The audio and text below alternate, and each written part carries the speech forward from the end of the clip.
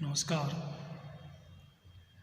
आज हम B.Ed प्रथम वर्ष third paper learning and teaching अधिगम और शिक्षण विषय के अंतर्गत शिक्षार्थियों की अभिप्रेरणा को बढ़ाने की विधियाँ, techniques of enhancing learners motivation का अध्ययन करेंगे। शिक्षार्थियों का विद्यालय में आना इस बात का द्योतक है कि वे सीखने के लिए अभिप्रेरित हैं, पर कितने अधिक अथवा कम यह दूसरी बात।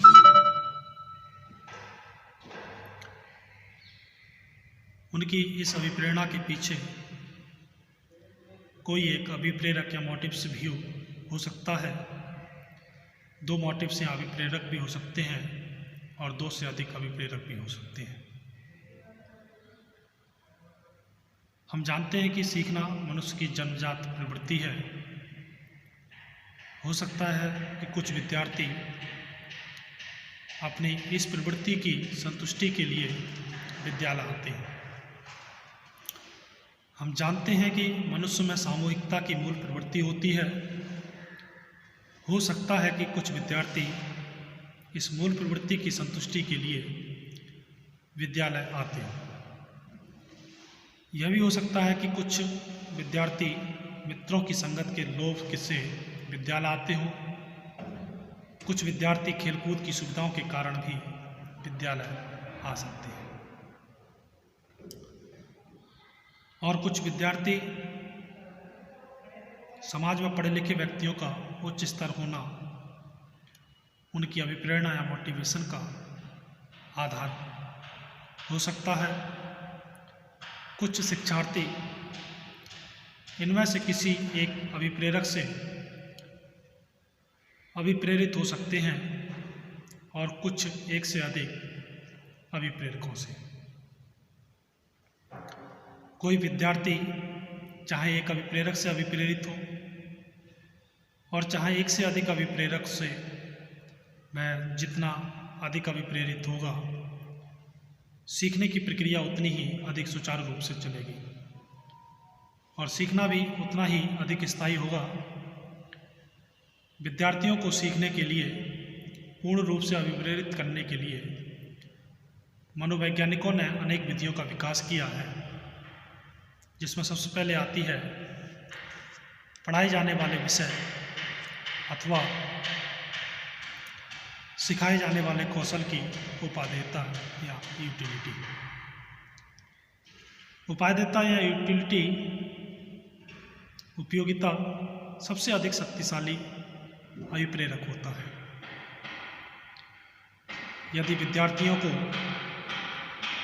यह स्पष्ट कर दिया जाए कि पढ़ाया जाने वाला विषय अथवा सिखाया जाने वाला कौशल उनके जीवन में उनके लिए कितना जरूरी है,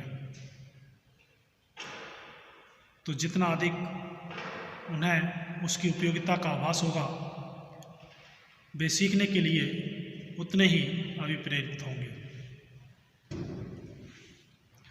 अगला आता है पढ़ाए जाने वाले विषय अथवा सिखाए जाने वाले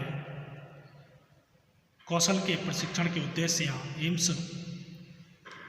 किसी पढ़ाए जाने वाले विषय अथवा सिखाए जाने वाले कौशल के प्रशिक्षण के उद्देश्य भी स्पष्ट करना आवश्यक होता है। ये प्रथम विधि से अभिप्रेरित शिक्षार्थियों को सिखाने के लिए और अधिक अभिप्रेरित करते हैं। शिक्षार्थियों को सीखे जाने वाले ज्ञान अथवा कौशल के सीखने के उद्देश्य जितने अधिक स्पष्ट होते हैं, वे सीखने के लिए उतने ही अधिक अभिप्रेरित होते हैं और उनकी सीखने संबंधी क्रियाएं भी उतनी ही अधिक उद्देश्य लक्षित होती हैं। अब बात करते हैं शिक्षार्थियों की आवश्यकताएं या नीड्स। किसी विषय का ज्ञान, कौशल वह प्रशिक्षण अपने में कितना भी उपयोगी क्यों ना हो, जब वह विद्यार्थियों की आवश्यकताओं की संतुष्टि नहीं करता, जब तक विद्यार्थी उसे सीखने के लिए अभिप्रेरित नहीं होता, इसलिए कौशल को शिक्षार्थी की आवश्यकताओं से जोड़ा जाना अति आवश्यक होता है।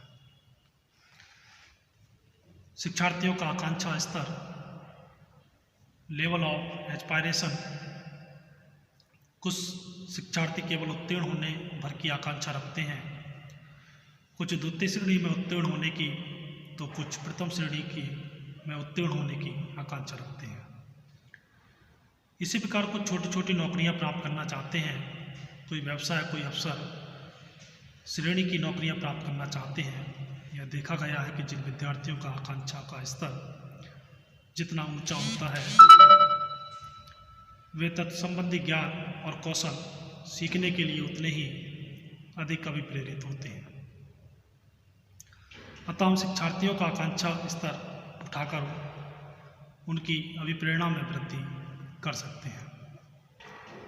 कक्षा का वातावरण, क्लास क्लाइमेट, कक्षा का वातावरण भी शिक्षार्थियों को अभिप्रेरित करने में अभिप्रेरक का कार्य करता है। सुंदर कक्ष, शुद्ध हवा, पर्याप्त प्रकाश, शांत वातावरण, शिक्षक शिक्षार्थियों के बीच के संबंध और शिक्षार्थियों के आपस के संबंध, इन सब से कक्षा का वातावरण तैयार होता है। जिस कक्षा में सीखने के लिए जितना अच्छा वातावरण होगा, उस कक्षा के शिक्षार्थी भी उतने ही अभिप्रेरित होते हैं। उपयुक्त शिक्षण विधियों का प्रयोग, use of suitable teaching methods. शिक्षक उपयुक्त शिक्षण विधियों के प्रयोग से भी शिक्षार्थियों को अभिप्रेरित कर सकते हैं। किसी वर्ग विशेष के छात्रों के लिए उपयुक्त शिक्षण विधि वह होती है जिसमें छात्रों की रुचि होती है और जिनके द्वारा वे शीघ्र सीखते हैं, शीघ्र सफलता से पुनर्बलन मिलता है, सीखने वाले अभिप्रेरित होते हैं और सीखने की क्रिया को और अधिक गति प्रदान होती है। अब बात करते हैं बालकों को अभिप्रेरित करने में शिक्षक की भूमिका, आवश्यकता एवं रणनीति, रोल ऑफ टीचर और in motivating students need and strategy. इसमें सबसे पहले आता है सामाजिक और संबंधित अभिप्रेरक, सोशल एंड एफिलिएटिव मोटिव्स। विद्यार्थियों में स्वीकृति और अपने अभिभावकों, शिक्षकों और मित्रों द्वारा मान्यता की आवश्यकता होती है। इसलिए हम कह सकते हैं कि सामाजिक और संबंधित अभिप्रेरकों का बहुत महत्वपूर्ण प्रभाव सीखने की क्रियाओं में भाग लेने के लिए प्रोत्साहित करने पर पड़ता है। एक छोटे बालक जो अपनी पहले पाठ्य पुस्तक को सीख लेता है या एक कविता याद कर लेता है, उसे उतना ही संतोष अपने अभिभावकों को उसे सुना कर मिलता है जितनी की आंतरिक प्रसन्नता इस बात पर कि उसने कुछ अर्जित कर लिया है। उपलब्धि प्रेरक, अचीवमेंट मोटिव्स। उपलब्धि अभिप्रेरक का महत्व स्पष्ट ही है। इसे नैज अथवा ना भी संक्षिप्त में कह सकते हैं। अभिप्रेरणा का अगर अध्ययन करें तो उसमें पाया जाता है कि बालक अधिक उपलब्धि प्राप्त करते हैं जिनमें अर्जन करने की अधिक आवश्यकता प्रतीत होती है। जो व्यक्ति उच्च NH प्राप्त कर लेते हैं, जिससे तात्पर्य कि उनके अपने लिए उच्च उपलब्धि प्राप्त करने की प्रतिभा है, वह कार्यों की पूर्ति अधिक समय कर लेते हैं। जब उनसे कहा जाता है कि ऐसे कार्य उनकी मानसिक योग्यता के प्रतीक हैं, वह साधारण गणित की समस्याओं को अधिक हल कर लेते हैं, अधिक ग्रेड प्राप्त कर लेते हैं, अधूरे कार्यों को जल्दी याद कर लेते हैं और उनमें स्पृहा धरातल उच्च होता है। आत्म प्रगति अभिप्रेरक, सेल्फ एनहेंसमेंट मोटिव्स। आत्म प्रगति का अभिप्रेरक व्यक्ति की चेष्टा में निहित होता है कि वह अपना सुधार कर ले, कि वह अधिक अच्छा व्यक्ति बन जाए और इस प्रकार से सीखे और अपनी समझ को विकसित करे कि वह संसार की जटिलताओं का और अच्छी तरह सामना कर सके। जब विद्यार्थी सीखने के उद्देश्यों को आत्म प्रगति के रूप में देखता है तो यह सीखने में उन्नति प्राप्त कराने का शिक्षक का एक शक्तिशाली सहायक बन जाता है। आत्म प्रगति की अभिप्रेरणा की दृढ़ता के साथ आत्म का मूल्यांकन और प्रत्यक्षीकरण बहुत बड़ी सीमा तक एक व्यक्ति के स्पृहा धरातल को निर्धारित करता है जो वह अपने लिए बना लेता है। इस प्रकार स्पृहा धरातल के और उपलब्धि के अध्ययन हमें आत्म प्रगति के सीखने में महत्व के संबंध में और ज्ञान देते हैं। आत्म सामर्थ्य अभिप्रेरक सेल्फ इफिशियंसी मोटिव्स सामाजिक ज्ञानात्मक सिद्धांत विद्यार्थी के व्यवहार, वातावरण और व्यक्तिगत तत्वों की ओर ध्यान देता है। यह तत्व है पूर्वाशा और आस्था, एक्सपेक्टेशन एंड बिलीव्स। पूर्वाशा अभिप्रेरणा में महत्वपूर्ण भूमिका निभाती है। सीखने वाले को एक कार्य करने के लिए अनुप्रेरित किया जाता है उस सीमा तक जिस सीमा तक उसने आशा की है कि वह कार्य करने में सफल होंगे, और दूसरे में वह कार्य संपादन और अन्य निहित परिणामों के मूल्यों को जान लेंगे। अतः पूर्वाशा की भूमिका की व्याख्या की जा सकती है आस्था गुणा मूल्य सिद्धांतों के अंतर्गत। यदि दोनों प्रस्तुत हैं तो सीखने वाले में एक आत्म सामर्थ्य का भाव बन जाता है, जिससे तात्पर्य होता है सीखने वाले की अपनी विशिष्ट कार्यों में सफलता प्राप्त करने की योग्यता में आस्था।